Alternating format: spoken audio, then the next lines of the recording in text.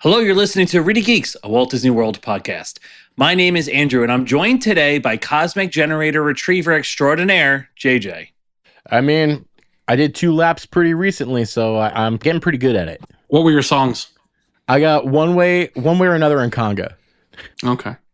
And Geo82 Coaster Stealer, Sean. Don't put that out there. We can't That's be a strong word. You already did. a podcast that condones Theft? I guess I did. I did admit to it, but I You plead the fifth? I incriminated myself. I incriminated myself on pod. I'm pretty sure you're allowed to just take those. Those are not. I hope so. those are cardboard coasters. They're not leather or something. You're just gonna have to get married to all of our listeners so that no one can testify against you. In today's episode, JJ and I share our takeaways from possibly the geekiest convention there is, this year's RetroMagic.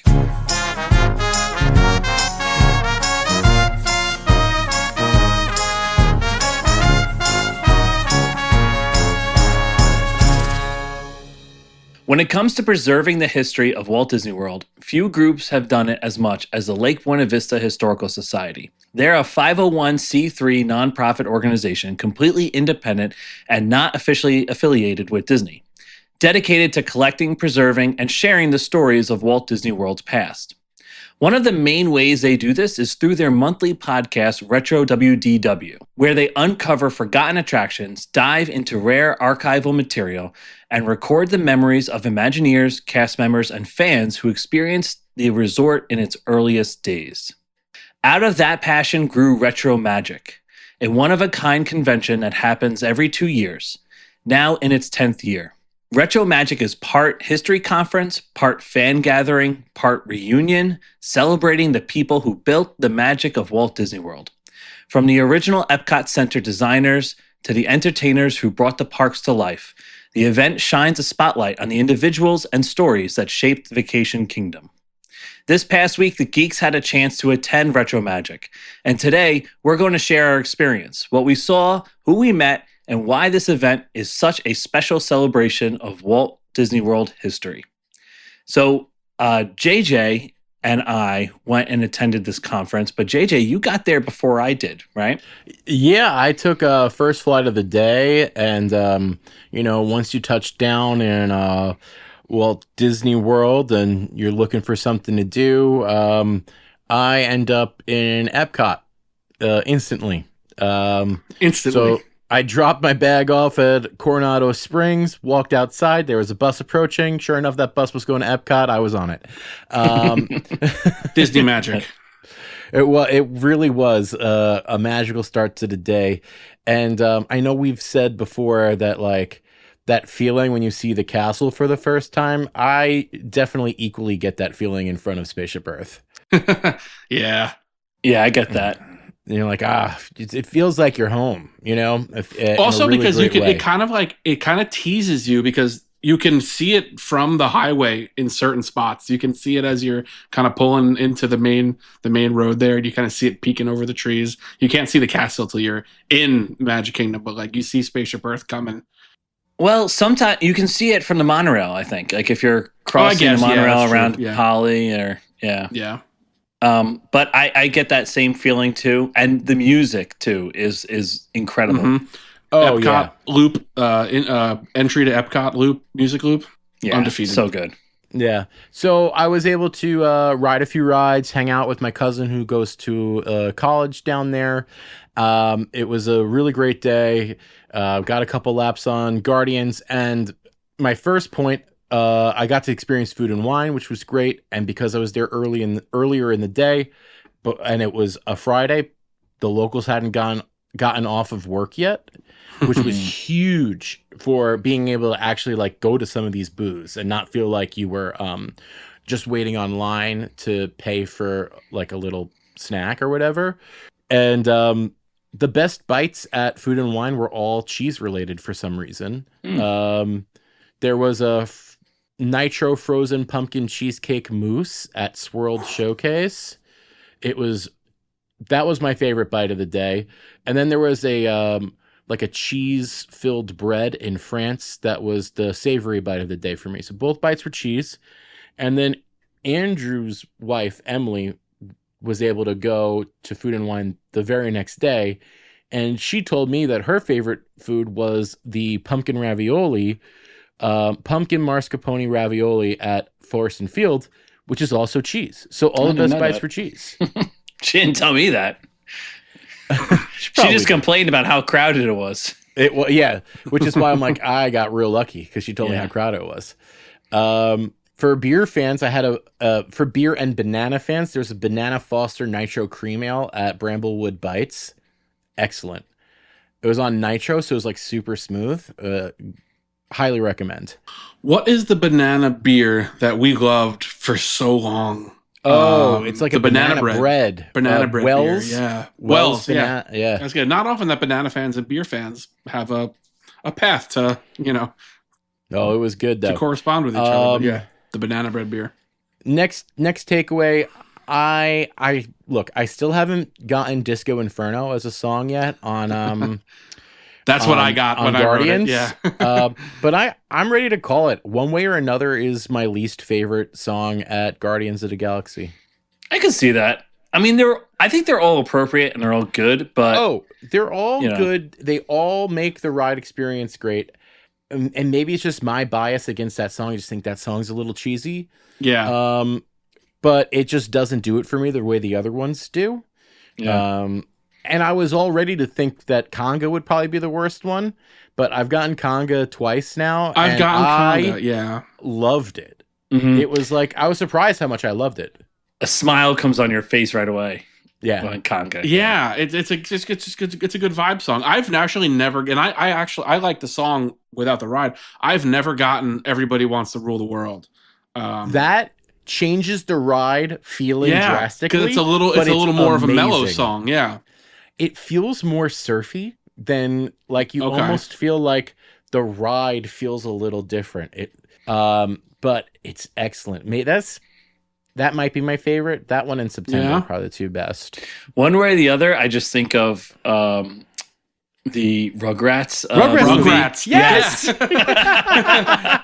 Yes.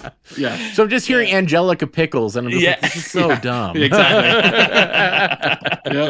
Yep. That's so funny. We're all three of we're us. all in our late 30s. Yep. Calm down, Rover. I was only kidding. Okay. I love Living with the Land, but I do think that they need to redo that last scene. With Is it the one with all the screens and and I came up with a quick plus up. It's adding a show scene at the end. I wanted to run this by you guys, see if you like this idea. That it ends and it's just, you know how you drive past all the little indoor scenes in the beginning of the ride where you're like in all the different nature settings? Mm-hmm. So then you go through the greenhouse and stuff, and then you come around. It's the very end of the ride. You're at a farmer's market or like a farm stand. And it's just a little animatronics, like maybe a couple of animatronic transactions. animals and kind of completing the cycle of agriculture where it ends with, small businesses and farmers making money off of all the hard work they did. I'll take a bushel of corn, please. That'll be $35. It's funny because I think that over the last couple years, as I've gotten a little more in tune with, Disney parks, social media, and the kind of the cult following that Living with the Land has kind of attained over what I've thought is just the last couple of years. It could have gone far longer than that, but I've noticed. I feel like that's maybe something you might, where we do Mouse Kings for D23. Maybe they spice up don't spice up Living with the Land, but maybe they spruce up Living with the Land, and maybe that gets a little refurb in terms of the ending, because I do agree that it feels, I mean, the ride itself is not a thrill ride, but like the ending just feels a little, I don't know, for a boring ride, it feels a little boring. Yeah. Yeah. You know what? I agree. I think there's a distinct uptick in people that want to go on Living with the Land. Yeah. I waited 20 minutes for it. I waited a half hour to ride it. Yeah. Right. More people want to go on the ride. Secret's out. People talk about underrated attractions. I think we're in an age where Living with the Land and the People Mover are now appropriately rated. Yeah. Because they both aren't walk-ons anymore. They both get a little bit of a line. Yeah. People Mover needs some tender loving care though. Some of the scenes that you go through, the dark places, it'd be nice if they kind of spruced that up. Yeah. Oh, definitely. And then my last one that's not before I linked up with Andrew, my last takeaway, I got a soda, and I don't know what all the logos mean. So I sent you guys a text message, and maybe we can post this on the podcast. But if you take a look at your text messages, there is one that I have no idea what it is. Okay. I don't know. I have no idea what it could possibly be, but it has a yellow like semicircle on the top, and then like almost like an upside down like silhouette of a bowl of ice cream or something, but it's not because it's upside down. Okay. It's got interesting. Do you see the picture that I'm talking about? I have no idea what it is. But if you look at all the other things, they're clearly flat versions of, like, above it is the teacups because it's swirling around, and then there's that little teacup handle. Then there's obviously the top of Space Mountain. Space Mountain. What looks like Everest. There. Everest, a monorail, a princess crown. Like, all this stuff makes sense. But what is that? My bet is Carousel of Progress, because the logo has a kind of like is that a GE light bulb? Well, it has the 5 dots. Do the 5 dots represent the 5 spaces on the actual show? Six dots. Is there. it 6? Well, yeah. I can obviously not count. But the logo of Carousel of Progress looks like it's like a gear. And maybe this could kind of be a gear or a manhole type of thing. It definitely gives a I'm looking through a porthole kind of vibe, but I can't pinpoint that to be like Living Seas with Nemo or the Seas Pavilion. Like, it doesn't look. I don't get any vibe of that. Like, it's just crazy that, I mean, the yellow on the Carousel of Progress logo is on the bottom, and this on your cup is on the top. But I mean, it just so happens to have that too. That seems crazy. It's just so bizarre. And if someone knows what it is, yeah, guys, please tell me. It's killing me. Because they were with the kids, we were getting these little sodas and waters. I probably had this cup in my hand 10 or 15 different times every single day, and I never noticed. I never thought to stop and look at the little icons on it. Well, Sean, it's these little takeaways. That's what makes this segment so special. Yeah. Oh, you know what's a good take? Okay, so really quick, JJ jumped in on my takeaway, so I'm going to jump in. Perfect. Here. Yes. I went to Club Cool, and all of the sodas, Cool. They're all different except for the Beverly, which it's not that bad, but cucumber Sprite was so good. Like, I would drink it. I would keep it in my refrigerator if they sold it here. It was the weirdest. Like, I'd never expected it to be good, but it was like carbonated cold cucumber soda, and it was really, really good. The one that impressed me the most was the Dominican one. It tasted kind of like a creamsicle. It was like a creamy drink, and I think maybe like pineapple and cream. Mm-hmm. It was really, really good. Yeah, because I was looking for the Inca Kola. Paradiso? Maybe. I don't know. Yeah, but I remember looking for the Inca Kola. Again, they didn't have it, but they were all, I don't know how new they are. I haven't been in 8 years, but, well, I've been at Epcot, but I remember we didn't go to Club Cool on either of the bachelor parties. Not with that attitude. So, why go? But yeah, I've been, and I was like, I'm gonna go to Club Cool and get some caffeine, and all the sodas were different except for the Beverly, so it was fun to try some new flavors. It was fun. And is it totally free? Mm-hmm. Yeah. Yeah. It was free, and you know what? When I went, it wasn't sticky. It was clean. It was way. Yeah. It was You get the little really good. cup, and Breaking you just make your way news. down the line. I don't like the one that tastes like barbecue sauce, though. Ooh, I don't even remember that one. It was a Chinese one. It was like sour plum flavored. Hmm. I don't remember the name of it, but it tasted like it literally tasted like barbecue sauce soda. It was odd. Boys, watch your manners. Yeah, if you can't say something nice. Boys. Later that night, I eventually met up with Andrew and Emily, and then the event began. So it was at the Coronado, and I know, Sean, you were talking about Saratoga Springs is big. Yeah, Coronado's huge. Actually, between Coronado's big. a little in. We recorded both those episodes today. So, but between episodes, I looked up the size difference. So, Saratoga is the largest resort on property in terms of like land, but Coronado has the most rooms on property. Okay. Man, Coronado felt big. It felt like the buses were a little far from where the rooms were. But man, is that a cool place to hang out. Yeah. All the bars that are dedicated bars are open till midnight, which is huge for Disney World. That's very late. Yeah. Three Bridges, great place to hang out. I was going to ask if you went to the I don't forget what seat it got, but the Three Bridges was a great bar. place to hang out. I also snuck up to the Dahlia Lounge. Dahlia Lounge, nice. And I had a make your own old fashioned to end one of the evenings. Ooh. Was that was with me? Yeah, it was with you Saturday night. We made some friends out on the balcony there. Yeah, we did. Yeah, we took a little lap around the place to check out the view. It's an extremely impressive view because you can see every single park except Really? for Typhoon Yeah, I was Lagoon. gonna say I don't think you can see Magic Kingdom. And Yeah. no, you can't see Magic Kingdom. Well, we saw Blizzard Beach, Animal Kingdom, Hollywood Studios, and Epcot all from that one vantage point. It was very cool. impressive.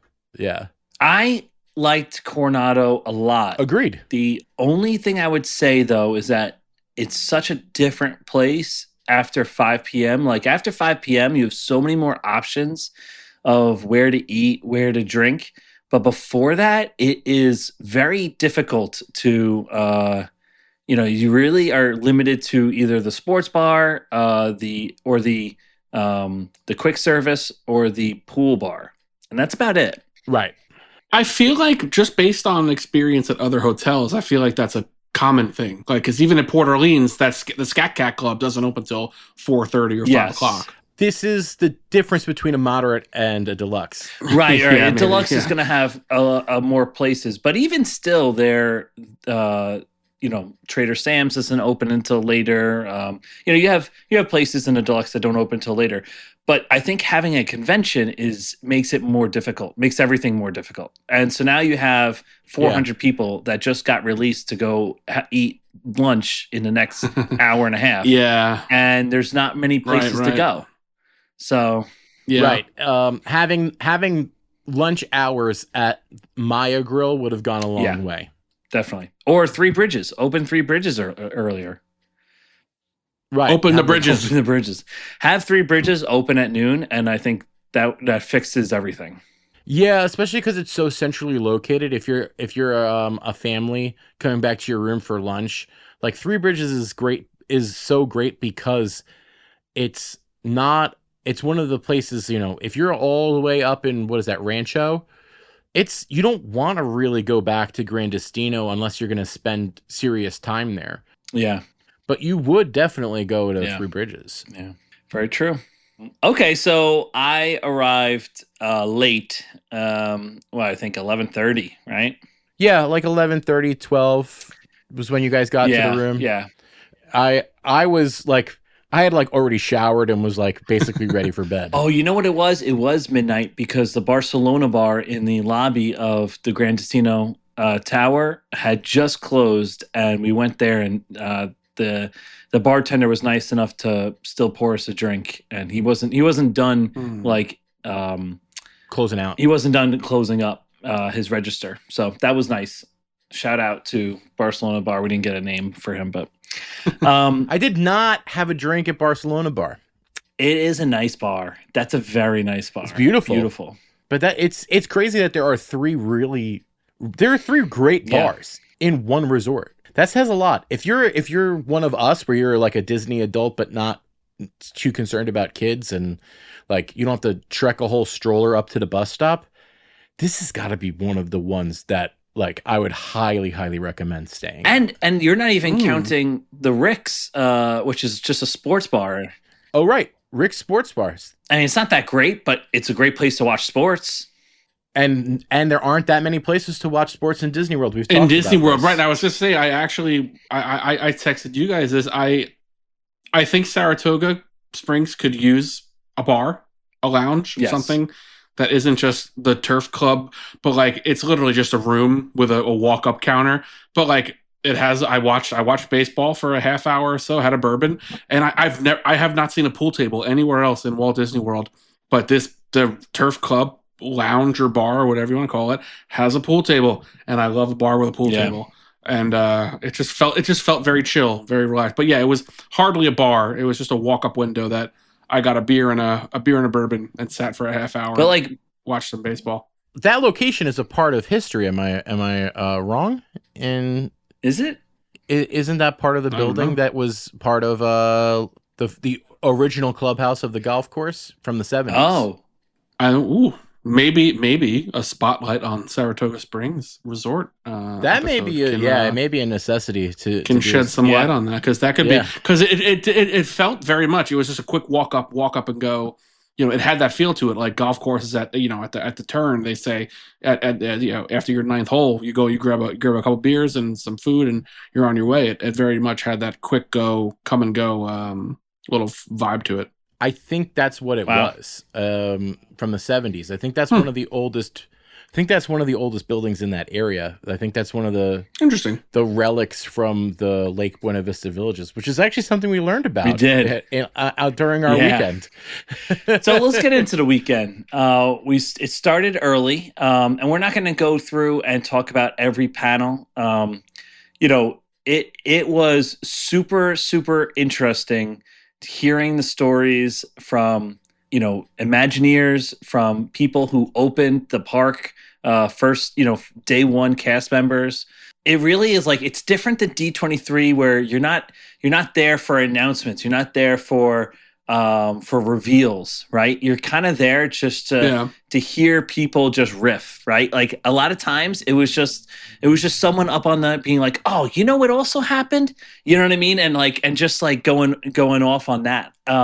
That's why it does make this recap a little bit more difficult, in that, we don't have like a bullet by bullet thing to talk about, but we could just talk about what really impacted us, like what we took away, I guess, our takeaways. You know what I mean? Like what we were like, hey, that was really cool, Yeah. So I guess I'll start. There was a segment that I looked at and went, oh, this might be okay.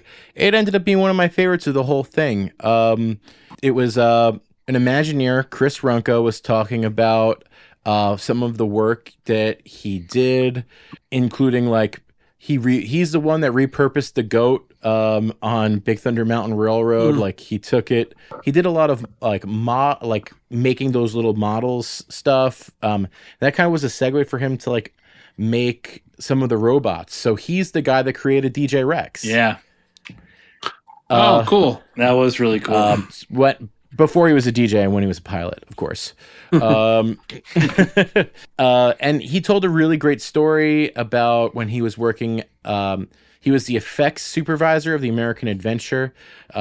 He's another guy that kind of got brought into Imagineering when Epcot was opening, because they needed so many more hands than they ever had. He was someone that worked in Disneyland, kind of like Kevin Rafferty, and ended up having an opportunity to work for Imagineering and kind of running with it. But he told a great story about how they had the American Adventure and it just kept breaking down in one spot, and he finally got that one spot to work, and the show ran perfectly, and they said, okay, great, let's start it up again, and it broke. But his segment, was great. And as was the thing about Typhoon Lagoon with Kim Murphy.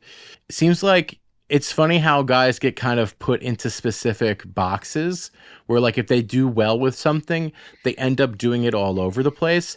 So he got the shark reef at Typhoon Lagoon, which, man, we need to do an episode on that. I know this was my first takeaway, was that I wish I went to Typhoon Lagoon before 2006 sort of took it away. As a child, are we talking about how you could swim with the sharks? Yes. Okay, I did this as a kid, and it was terrifying. No, because they're little sharks. They're small. You're not swimming with tiger sharks. But as a kid, I was kind of scared. I swam as fast as I possibly could across, because you start at one end, you're snorkeling, and you're supposed to look. You're supposed to swim and look down. They're below you, obviously. So I remember looking down, seeing sharks, and just swimming for all life as fast as I possibly could across the booked it to the other end of the lagoon or whatever it was. And I think my dad and I don't know if my mom did it. Maybe my grandfather did it with us, but definitely my dad was behind me, just kind of taking it in, and But it's not. I take it it's not a thing anymore. No, they ended it. Yeah, they took it away. Yeah, a little while ago, maybe 10 years ago. Probably more now. Yeah. But it's but what was interesting about it is that Kim Murphy, he helped figure out how to do the filtration system and all that in the shark reef.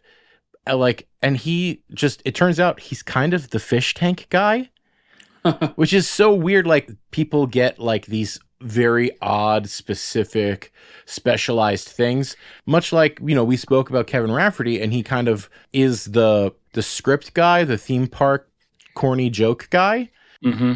And Kim Murphy seems like he's the fish tank guy, because Living Seas is he did a lot with the Living Seas and designing those tanks and making sure everything worked with that. So like, it's just so interesting to hear a little bit more about the people that make the magic. I really enjoyed any segment that featured an Imagineer was particularly great, even if it wasn't something you thought you'd be interested in. I didn't think I'd be interested in Typhoon Lagoon, but I really am.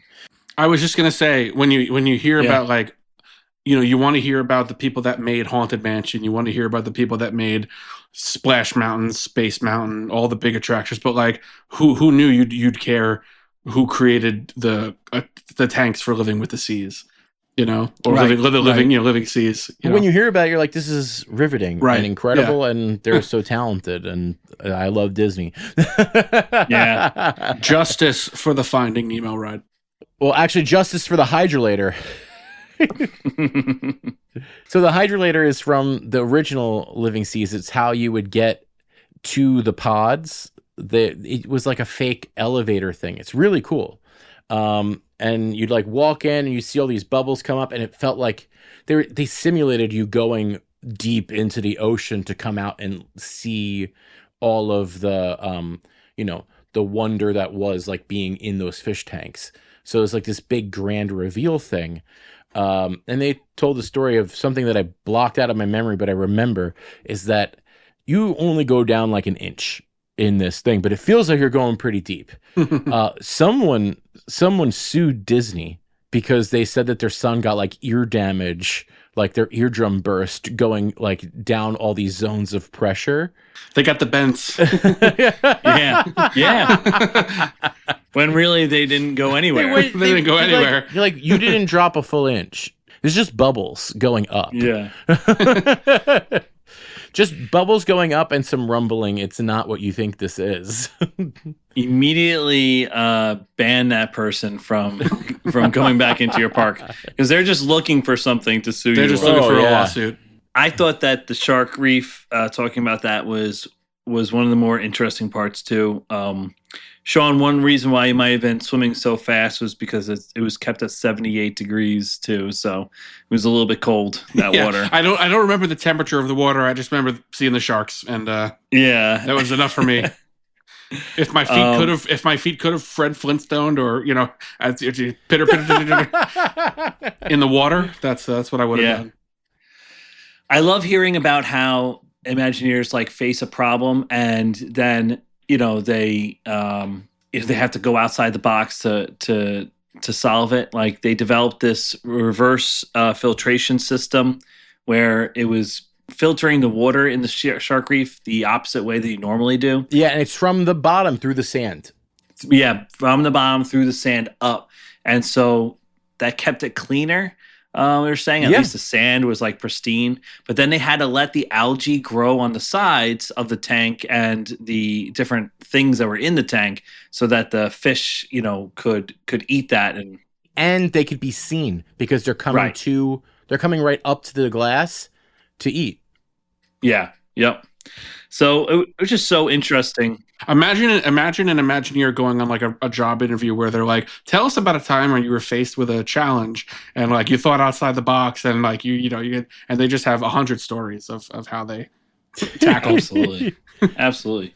My one of my favorite parts of day one was Start Me Up, opening day cast and crew, and this wasn't by Imagineers, but by just colleagues and people, cast members that worked at the Magic Kingdom on day one, and just like getting their stories, how they were hired, and actually the hiring story of one of the guys who was just an electrical, and I don't want to say just electrical engineer, but he was an electrical engineer. When he went to go interview, like Disney, they were explaining right up to the point of opening, still had like 3,000 positions that they still needed to fill, right? Kind of actually is going back to our Disney College Program episode where we're talking about how they need like a huge workforce right away, and so when they're opening Epcot, they need another, 5,000 people to run that park. But anyway, so he's waiting online and he hears that you have to audition. Right, and that this is Disney. Oh so he's my gonna gosh, this is so.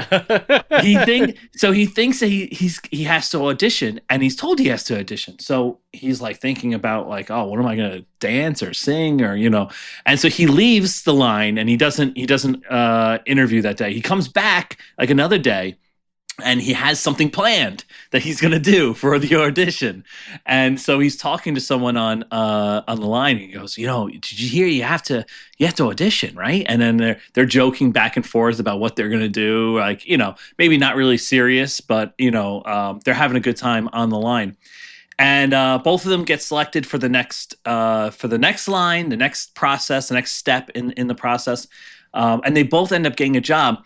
And then he learns later on that there were Disney employees that were watching the line for who was very friendly to other people on the line and how those people like interacted. And so the two of them were picked out as being exceptionally like energetic and friendly. And that was their audition. They got the job based off of that. Yeah, they got the job based, and I guess because he was also qualified for his position. But they wanted to make sure that every single employee, even though he may not be a guest-facing employee, every single employee came with that type of. He's got that good attitude, that good Disney attitude. Yeah. The Imagineers. That's amazing to listen to, right? But these guys are great on a different level too, of like just like your salt of the earth. Cast members that what was it like for them in the 70s opening up this brand new park, this brand new world. And then I also love the next one, the We Love the 90s. Oh yes, that was Paul Osterhott, and that was a really exciting one. He was someone that again he seemed like a guy that was paired often with Kevin Rafferty. Yeah, he said multiple projects. Through a bunch of those projects, he also was a big part of Tomorrowland '94, just like Rafferty was. He was a big part of being a liaison between the Henson Company and the Imagineering team for Muppet Vision. That was a really interesting segment, talking about all of the '90s updates Yeah. And the amount of detail and story that went into them, and the 90s Tomorrowland, 94 at least.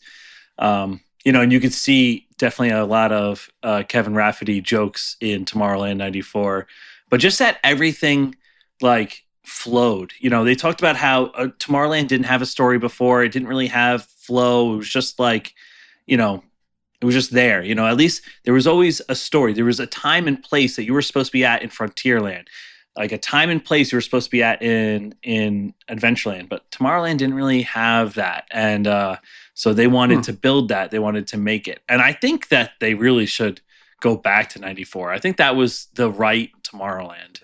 I think maybe color-wise, this white and blue future looks a little more how we envision the future, where everything's white. I don't know why that looks like the future, like where like all the buildings look so overly clean and like a big spaceship. I mean, because spaceships are white.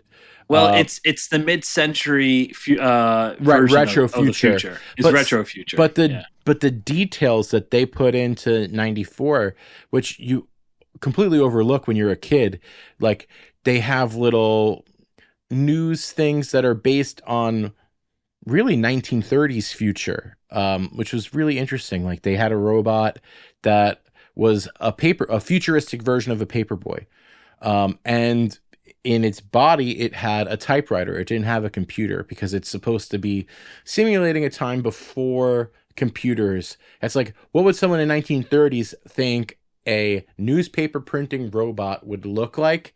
They'd be like, well, it would look like a typewriter, and it would just print the paper out of the typewriter. Yeah, that was super interesting of why they said they chose the 30s instead of the 50s, 60s. Because there's been two like very big eras of sci-fi, futuristic sci-fi, during the 50s and 60s, and then during the 30s. But the 50s and 60s are more focused on futuristic destruction because of the Cold Alien War invasion, and right, and that's supposed to be like stuff. An invasion of communism. Like that's the underlining tones. It's like an allegory. Yeah. And while the 30s is supposed to be more uplifting, probably because life stunk and they needed to be right. Optimistic that the future was bright. Yes. And that in the future you wouldn't have to, your kid wouldn't have to be the paperboy to help put food on the table. There'd be a robot that does that for you. Yeah. We ended up microwaving frozen pizzas. We talked about it earlier this episode about the music at Epcot and how great it is, and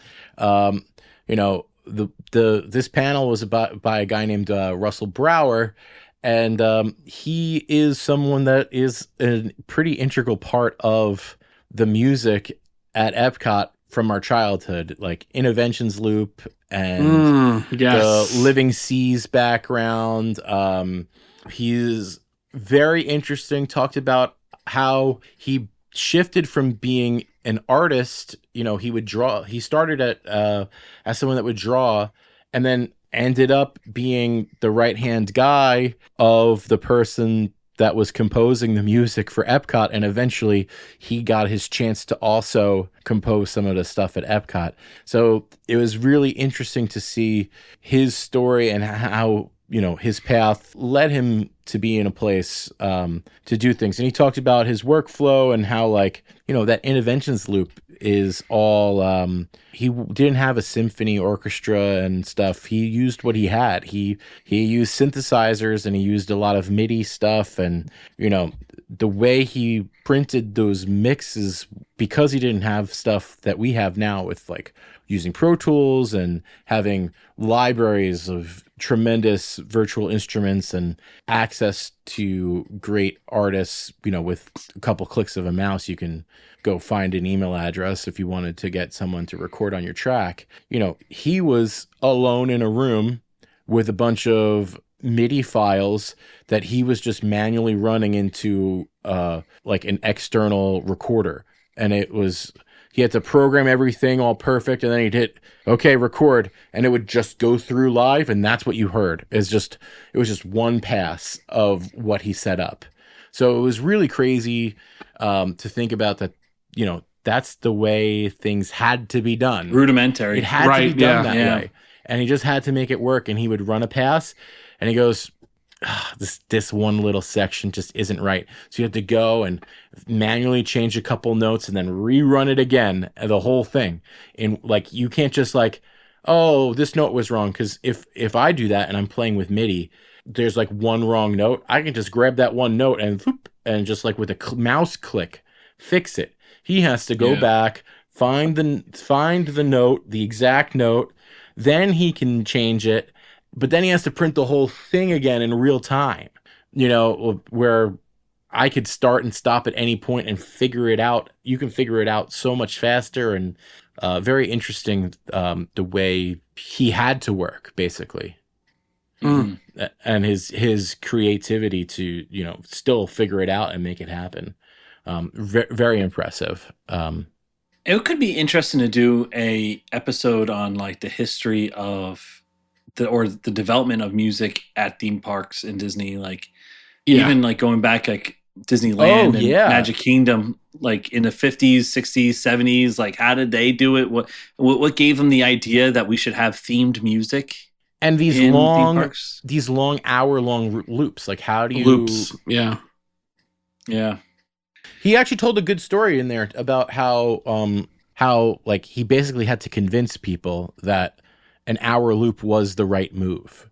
Like he's like, well, the people working there, like he basically had to be like, no, it should be an hour because you don't want people hearing the same exact thing over and over again because it'll drive people crazy. Right. And it was really good. I was able to chat with him, in between some sessions. I was actually able to talk to him directly. Cool. And it was really great. Like, cause I worked at Circuit City in 2000. Yes, you did. Or something. And I don't want to hear that song, Just What I Needed, like that, which was all over every Circuit City all the time. And their commercials. It was a song on their commercials. I don't want to hear that song ever again. So like I could only imagine, if you worked in Interventions and you heard that same loop over and over again, that you're so glad that it is at least an hour long. So you get a break. You get a break from the part that you don't like. You don't just hear the same three things over and over again. Right.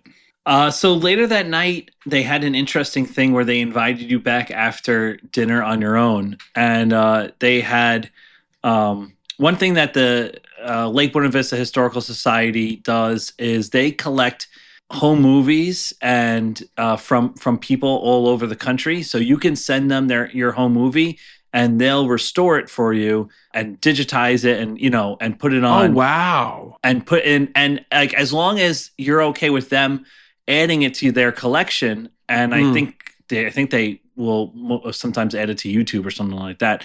But they, if you got an interesting home movie or something like that, they want to see it because that's one way that they're able to like see kind of history. Record. Yeah. And see a history, right? So like your family videos from like the 90s. They want to see your camcorder footage, and they'll even earlier than that. Yeah, they want to see 70s. They want to see 80s. Actually, really cool. Yeah, and they have a database online. It's always ever improving. The user interface and searchability of it. I know it's a big project that they're doing right now is to make it way more searchable. But so what they did here is that they took some of the videos that hadn't been seen yet on that they had received, and they played it for Imagineer Tom Morris and Disney legend Tony Baxter. So it's the guys from the podcast, from the Lake Buena Vista Historical Society, Retro WEDW is the podcast. Those guys and Tom Morris and Tony Baxter up on the stage watching these home movies, commenting on just what they see and everything like that. And what was really cool, because we ran into Tony Baxter right before we went into the session. We ran into him outside by the water in Coronado. And he was telling us that that it was like he's never seen these before. And he's so interested to, we'll see what comes up and everything. That was an interesting conversation we had with him too, actually. Yeah. I was going to say, you're dropping so casually. You guys get to hang out with Tony Baxter. and he talked to us for Yeah, probably we had like a 5-minute conversation with That's him. pretty I cool. think like a 5-minute conversation. That's very cool. He mentioned that he loved this conference more than like other ones. And I guess like let's say Disney brings him to a D23, he's there as a prop. You know what I mean? Like he's there as like hey, look, we like It's our Tony old Baxter, guys. right? And, Yeah, it's exactly, Tony yeah. Baxter. We know you guys Right. like him, so we're gonna bring him along. Yeah. While this is more of like a celebration of him and like he, I think JJ, you said it best. Like these guys just love to reminisce. Yeah, and they love to not only on their stuff though. An interesting point that Tony did say to us in our conversation with him is that he likes to learn about what his colleagues were doing. Like because you're so in it doing your thing that you don't realize that Chris Runko's going making Rex and helping with this Star Tours thing, but maybe you worked with him on Big Thunder Mountain, so you know him, you're friends with him, but you don't know like all the projects and how all these guys that you know and worked with forever are interconnected. Yeah. You worked with him on this project, I worked with him on that project, and it's like they almost get to like see how connected all their lives are. He seemed to really like that, and he just seems to really love a theme park just like we do. Yeah, definitely. So a future podcast, Tony Baxter would think. We wish. Did we get his business card? We have his email address. Have we tried emailing tbaxter@disney.com?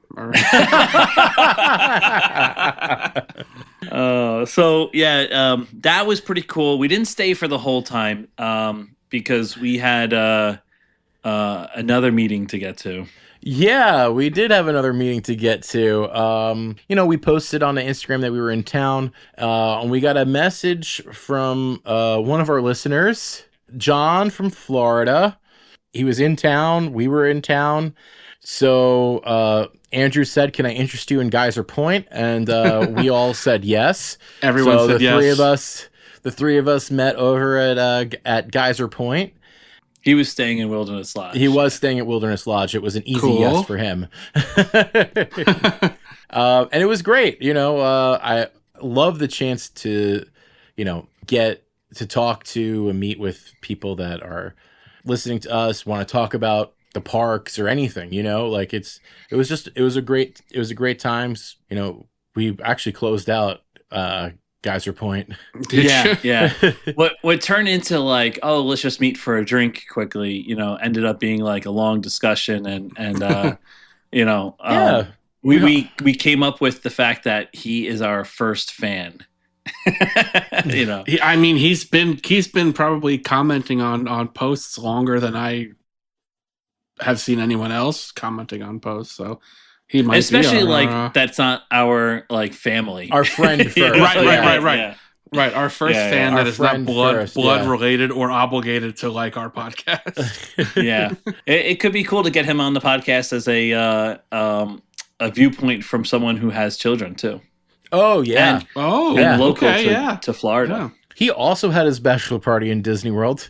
Checking all the boxes. He fits here. right. Yeah. He fits right into honorary geek status. Okay. Yeah. Now you're talking.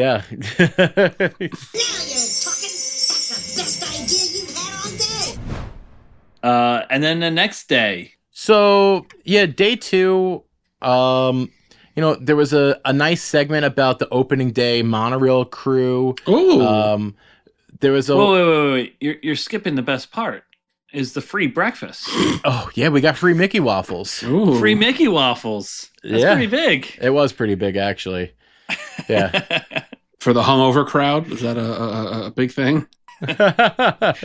Mickey waffles are pretty tasty. Yeah.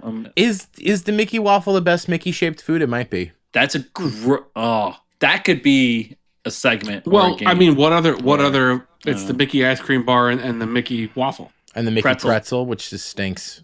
Oh yeah, that's a stale every pretzel.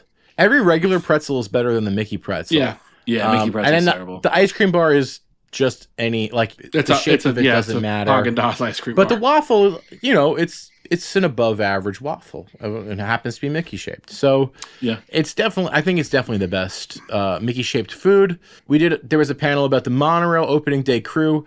Oh my gosh, the one guy he used to walk around on the track. That was awesome to hear about that on the pillars on the. Yes. Yeah. No. Yeah. He would walk around the monorail track to check on the construction sites. He was checking out the progress of the monorail station in Polynesian and at the Contemporary, and he would just walk the track. That's insane. That's so cool. That's insane. I mean, I guess there gotta be big tracks, but you just imagine like just a gust of wind. One of the other staff said, it's 18 inches wide, and you think that's wide, but I had to walk from the Contemporary to the service station one time, and I said never again. And he would just do that. I mean, 18 inches? Like, that's not that wide. No, it's not.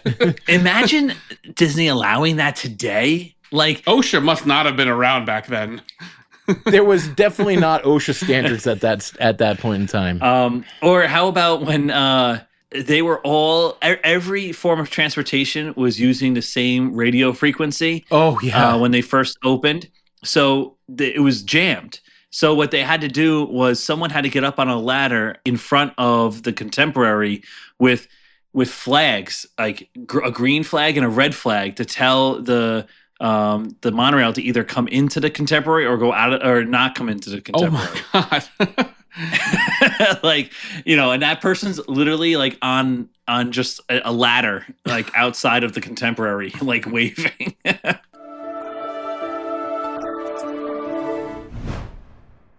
There was a whole Q&A session with a few different Imagineers, but the most surprising moment is certainly came during Tony Baxter's Q&A. Someone literally asked him point blank about how he felt about... so Tony Baxter made Figment and the Dreamfinder and that attraction, the original attraction. So someone asked him how he feels about the attraction in its current state. And he answered. Yeah. And not only did he answer his feelings, but he answered the thoughts from Kodak too. How Kodak felt about the change and how they hated it. Yeah. Oh, wow. He apparently rode the ride right after it was quote unquote done with Kodak, where Tony got bumped off the project and Kodak got bumped off the project, and they were both seeing it for the first time together, and they were like, what was that? That is not the same thing that we had before. Wow. And I don't have a problem saying this because I know even this man doesn't like the thing, but he definitely took a little shot at Eric Idle. I was like, I don't know what they were doing with Eric Idle, like Figment and Dreamfinder. It's like Abbott and not Abbott and Costello. Like, you can't have Figment without the Dreamfinder. They're too similar in, like, yeah. Huh. And you know what? Anytime Eric Idle does an interview and they bring up like his ride in Disney, he literally, like, he's forgotten that he did it. Like, he's like, what are you talking about? I'm on a ride? Yeah. Yeah. Like, yeah, he bashes it too. We did hear about that. He doesn't like it. Like, yeah. But he doesn't care, and he never cared. And I think that kind of shows, as opposed to like Steven Tyler. Wait a minute, I love that idea.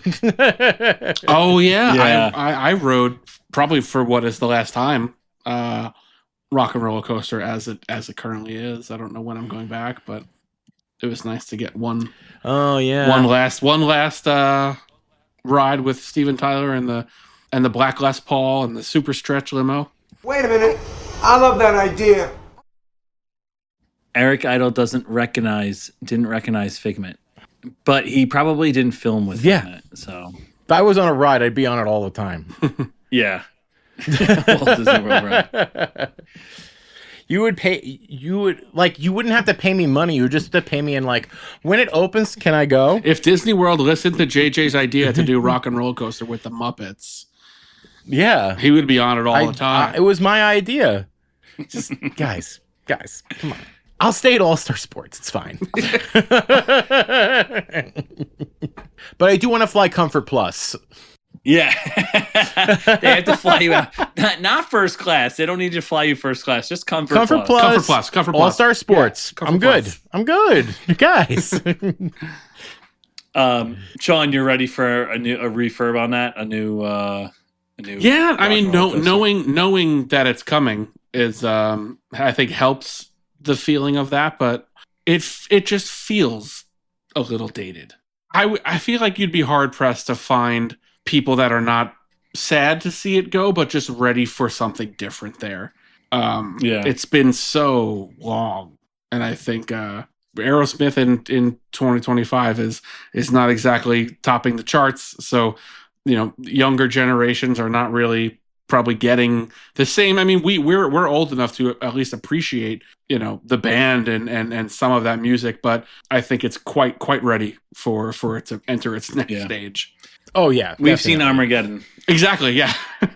That was our introduction to Aerosmith. It's grandparent music now. Aerosmith's for grandparents. It's not for right. It's not even like, this is the music that I like that my mom listens to, like, which is kind of what Aerosmith was when we were kids, with the exception of, obviously, Aerosmith did have a resurgence while we were young, right? But they were kind of your parents' music. Aerosmith, Bruce Springsteen, Tom Petty.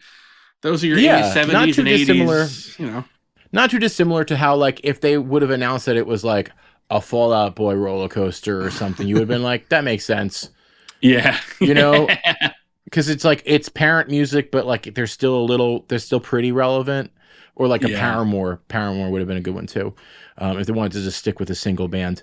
Now, as far as segments go, I don't have anything else to discuss for this event, but I did want to shout out their village that they had, which was so cool. That was cool. That was one of the cooler parts. They had a lot of their a lot of things on display. One of which was a brochure for when Disney in the 80s was trying to sell monorails to cities to use as public transportation. That was super cool. Yeah. That was really cool to see, like, their pitch. This was their pitch to companies. Yeah, and right? it says, like, it costs about $7 per hour to run it. It has all these, like, operating costs and stuff. It's really interesting that it's a full booklet, pitch book in pristine condition. It was really impressive. Really made me feel like Lyle Lanley. They did it in Ogdenville and in North Haverbrook, so why not do it here? By gum, and put them on the map. Oh man, he has no idea. And Andrew has no idea what we're talking about. I have no idea what you guys are talking about. We love what Ron does, but just watch season 4 of The Simpsons. I feel bad. I haven't watched Ron in a really long time. Oh no, it's true. He must miss you so much. Yeah. So I also have something else I wanted to say. That village area was really cool. A lot of really cool things. I wanted to buy off of whoever had that Alien Encounter bomber jacket. Oh, that was awesome.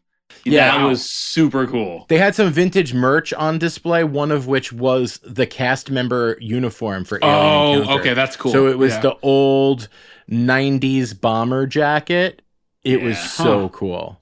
Okay. Yeah, that was awesome. But, we ran into and talked to the guys from Retro WDW. Oh, cool. That's the monthly podcast of the Historical Society. And they are just such nice guys, just down-to-earth guys. And I would love to know, like, how they met, how they all came together, because they're all from different parts of the country. Brian Miles is from Philadelphia. Hal Bauer is from Tampa. JT Cruiser's from somewhere north. He's always talking about snow.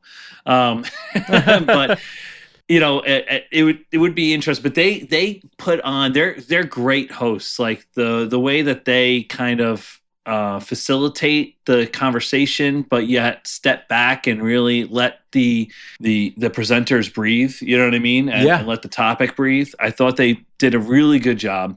And this is actually, the shirt I'm wearing right now is one of Hal Bauer's shirts. So he makes merchandise. He makes T-shirts based on the topics that they talk about on their podcast. Maybe for every podcast, every episode, he has one shirt that he creates for it. You know, whatever the conversation they're talking about. So this is one from Cranium Command. A little shout out to them because they put on a great event, and everyone really should go over there and listen to their content. It was a really great, really cool event, and I'm really glad we had the chance to go. The opportunity presents itself. I'll go back again. You know, the logistics of the way they put this event on, it was really well planned, really well timed out. You know, it's got to be a real challenge to do something like this, especially when they're not event planners by day. They, Sure. you know, Right. This is like a second job for them, you know. Right. Oh, definitely. I think Brian mentioned as a joke, you know, about he works in a payroll, like cutting checks for a company. You know, like he has a 9-to-5 job. Not the Disney, not the Disney company. You know, they did a really good job. And you know, we didn't even talk about the drinks. Oh yeah, they had signature drinks at for the event. Yes, that was pretty cool. So they had 4 signature drinks, and each of the drinks were from a different decade. So they had one drink from the 70s, one drink from the 80s, one from the 90s, and one from the 2000s. Where were they available? Right outside of the room where all the presentations are going. Right outside the exhibition hall.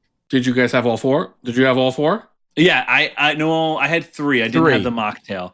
One of the 3 of them were alcoholic. One of them was non-alcoholic. So I didn't have the mocktail. But I understand. The best one was the Congaloosh. Congaloosh. And that was from the 90s from Adventurers Club. Yeah, very cool. Future episode, Adventurers Club. We gotta get someone who knows the Adventurers Club like to a T. Someone that really like worked there. Maybe the people that you just saw at the convention. Could be. Reach out to them. Anything's possible. Anything's possible. All right. Do you have anything else, JJ?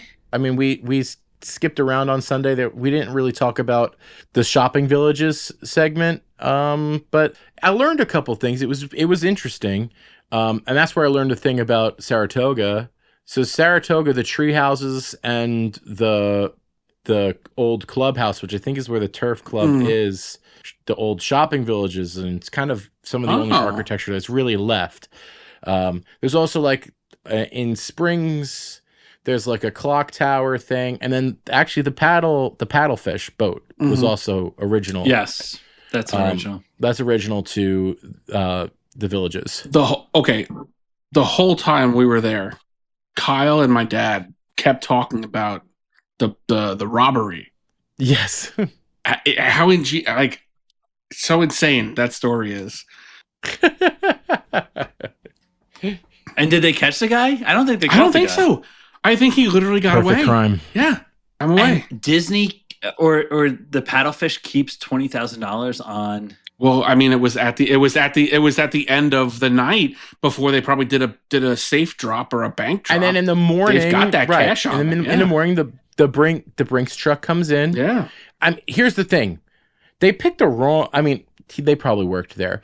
And I say that as has to be an inside job. Yeah.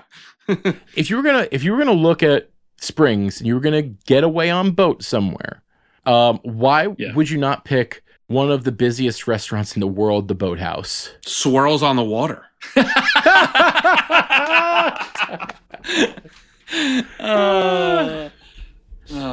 right, Sean, want to take us out on that note? Thanks for listening to another episode of the ReedyGeeks podcast. Like, rate, and subscribe wherever you get your podcasts. Any questions, comments, concerns, future titles, or topic ideas, email us at reedygeeks@gmail.com. And check us out on all our socials at ReedyGeeks. We'll see you next time. Are they gonna live happily ever after, Mama? Of course, my dear. Of course. Do I still have to sleep in the cupboard? This week's Honest Send-Off comes courtesy of Chip from France. If you have an honest send-off that you want played at the end of one of our episodes, please submit an audio clip to us via our email address, reedygeeks@gmail.com. ReedyGeeks, a Walt Disney World podcast, is hosted and executive produced by Andrew Shopey, Sean Murphy, and JJ Hefner. Music and audio engineering by JJ Hefner.